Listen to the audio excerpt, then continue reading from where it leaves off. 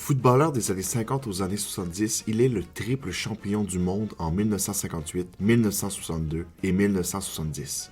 Baptisé sous le prénom Edson, l'épisode d'aujourd'hui s'attarde sur quelques moments forts de celui qu'on a toujours surnommé Pelé. Ben oui, tout le monde vieillit et tout le monde finit par mourir. Même ceux qui forgent les sociétés dans lesquelles on évolue et qu'on pourrait croire immortels dû à l'impact de leurs actions. Avec les épisodes hors série, Entretien avec l'Histoire fait un bref retour sur les vies de ces grands disparus. Né au Brésil, Edson est le fils du joueur de football professionnel Dondinho. Il reçoit rapidement le surnom de Pelé. En 1958, à l'âge d'à peine 17 ans, Pelé participe à sa première Coupe du Monde. L'événement se déroule en Suède. Durant la compétition, le monde entier découvre le talent précoce de Pelé. Avec l'adolescent, le Brésil remporte sa première Coupe du Monde en battant la Suède 5-2 en finale, avec un doublé de Pelé. L'équipe sud-américaine repart ainsi avec le trophée Jules Rimet. C'est ainsi qu'on surnommait le trophée de la Coupe du Monde de l'époque. Pelé participe évidemment à l'édition suivante de la Coupe du Monde. En 1962, le tournoi se déroule au Chili. Le 2 juin, en phase de groupe, l'équipe brésilienne affronte la Tchécoslovaquie. Pelé se blesse musculairement à la 25e minute, mais reste sur le terrain jusqu'à l'issue du match. À cette époque-là, les remplacements ne sont pas autorisés. Le match se termine sur un score vierge de 0-0. Pelé, qui est resté sur le terrain, remercie les défenseurs tchèques pour leur fair play, en ne cherchant pas à le blesser plus sérieusement.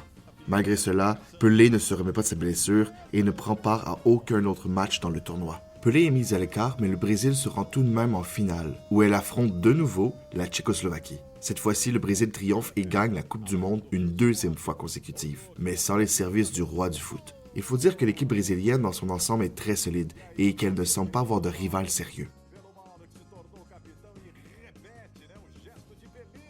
Lors de l'édition de la Coupe du Monde de 1966, soit la troisième participation de Pelé, la pression est forte sur le Brésil puisque le trophée sera définitivement remis à la première équipe à gagner 3 fois la Coupe du Monde. Et le Brésil est le récipiendaire de 2 éditions. En 1966, Pelé est sans doute le joueur le plus surveillé du tournoi parce qu'il est l'arme de choix du Brésil. Le mot d'ordre passe entre les défenseurs adverses qui ne lui font aucun cadeau. Malheureusement, le Brésil a été éliminé durant les phases de groupe. C'est une vraie douche froide pour le Brésil. Sans doute que la pression d'un 3e titre consécutif était trop grande. Quoi qu'il en soit, après le tournoi, Pelé continue à évoluer. Le 19 novembre 1969, Pelé marque son 1000e but en carrière. Depuis, le 19 novembre est consacré Jour Pelé, afin de commémorer le moment, mais aussi l'apport que Pelé a eu pour son équipe et la fierté nationale qui en découle. Malgré le coup dur de la Coupe du Monde de 1966, Pelé et l'équipe brésilienne font leur chemin jusqu'à la Coupe du Monde de 1970. D'ailleurs, cette édition est la première à être télévisée en couleur.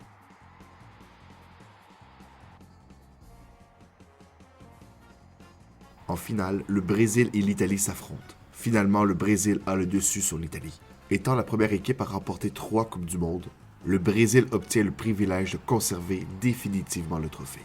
En 1974, c'est donc un nouveau trophée qui est présenté à la compétition.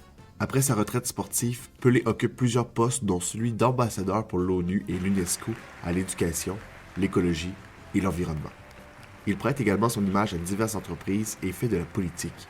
Il occupe le poste de ministre des Sports du Brésil entre 1995 et 1998. En 2014, Pelé est l'ambassadeur international de la Coupe du Monde qui se déroule, évidemment, au Brésil. Pelé laisse l'image d'un joueur complet aux qualités techniques et physiques hors normes. Rapide et doué, le Brésilien profite d'une aisance technique sur le terrain qui le fait passer pour le meilleur joueur de son époque. Le roi Pelé s'inscrit au panthéon des plus grands joueurs de foot, comme Maradona et Lionel Messi.